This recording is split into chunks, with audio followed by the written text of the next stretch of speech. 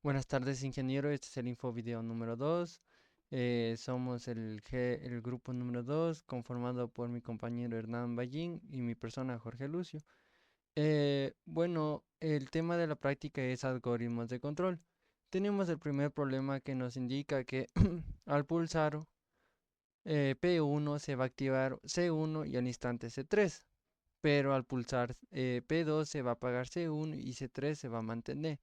Y P3 apaga el circuito en cualquier momento. Como podemos ver aquí tenemos el portal TIA y tenemos el algoritmo de control, donde si presionamos P1 se va a activar C1 y se va a memorizar por esa bobina abierta, ese contactor abierto. Y C1 también va a habilitar a C3 y este se va a memorizar. Pero cuando presionamos P2 se va a activar C2 y se va a desactivar C1.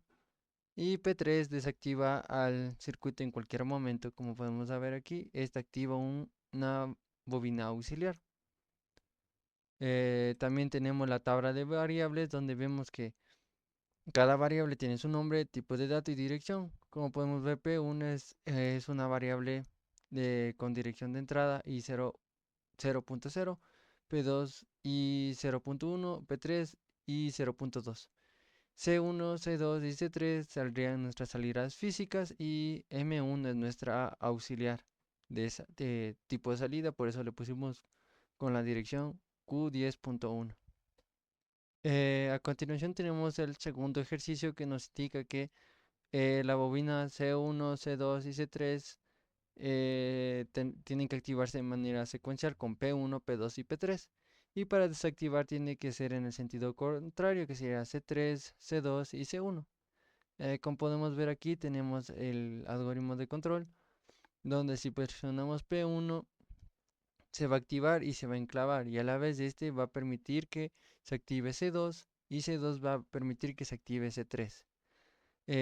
La condición de aquí es que no se puede apagar en cualquier orden, sino que tiene que seguir la secuencia de encendido y de apagado. En caso contrario, el circuito no responderá de ninguna manera. Y tenemos aquí el apagado que empieza con un pulsador P4, P5 y P6.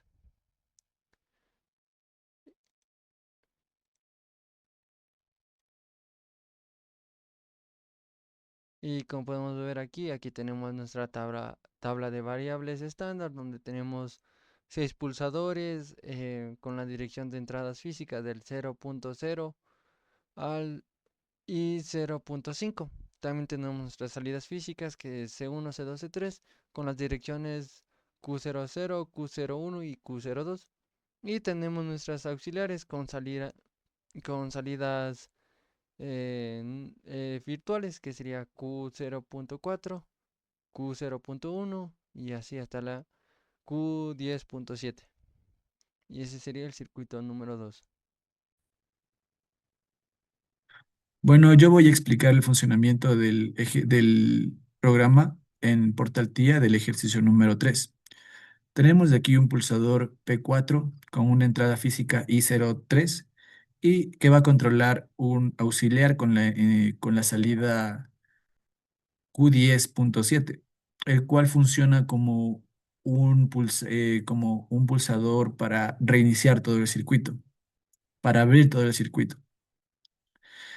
Tenemos un pulsador P1 con una entrada I00 que va a controlar una bobina auxiliar con el nombre A1 y también con el nombre A4 con una salida que es Q10.1 y también Q10.4 respectivamente. La bobina A1 va a controlar, va a ayudar a encender una bobina que tiene como nombre H1 y próximamente ya vamos a ver la salida. Y esta bobina con el nombre A4 va a controlar el encendido de una bobina con el nombre H2.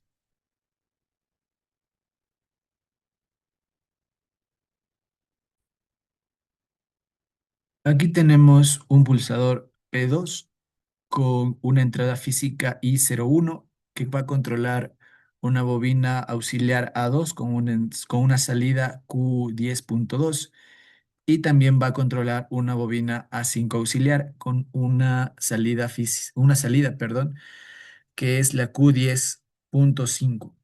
De igual manera, esta A2 va a controlar una bobina H1 y A5 va a controlar una bobina H2.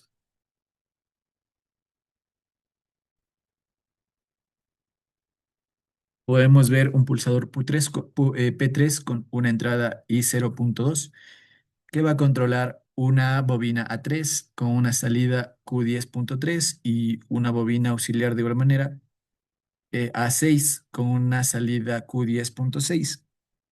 Como dije antes, esta A3 va a controlar una bobina H1 y esta va a controlar una bobina H2. Podemos ver también aquí, de igual en los otros casos, que aquí tenemos interbloqueos, tenemos mandos memorizados, y en el primer segmento me olvidé de decir que podemos ver un ejemplo de mando piloto.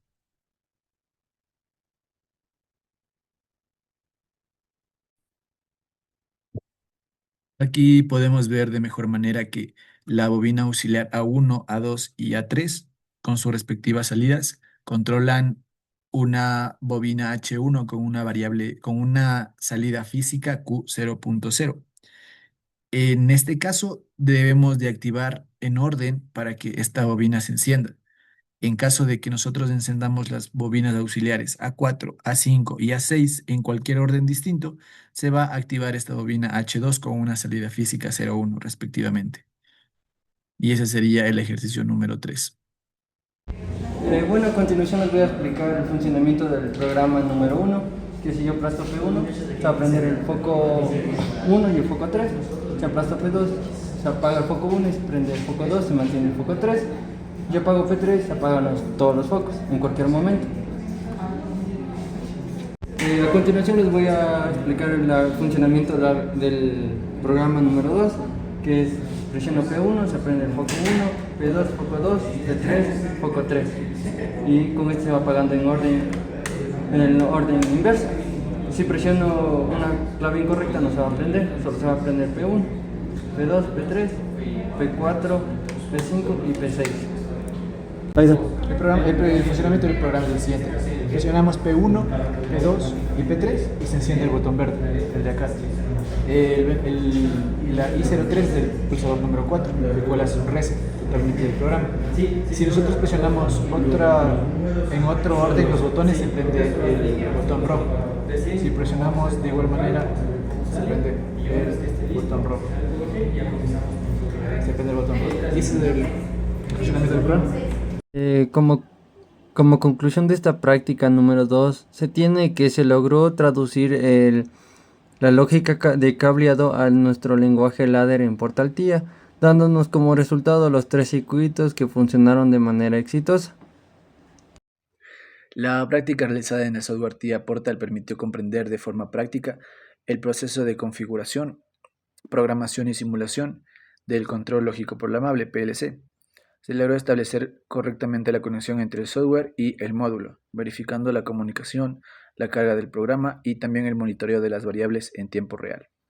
Recomienda que cuando nosotros realicemos la programación de nuestro algoritmo de control, debemos verificar el nombre, la dirección y el tipo de variable que estemos usando, ya que durante la programación se puede presentar errores si están mal colocados dichos nombres, direcciones o tipo de variable, dándonos como un fracaso, dando como errores la implementación del programa o cargarlo en el PLC.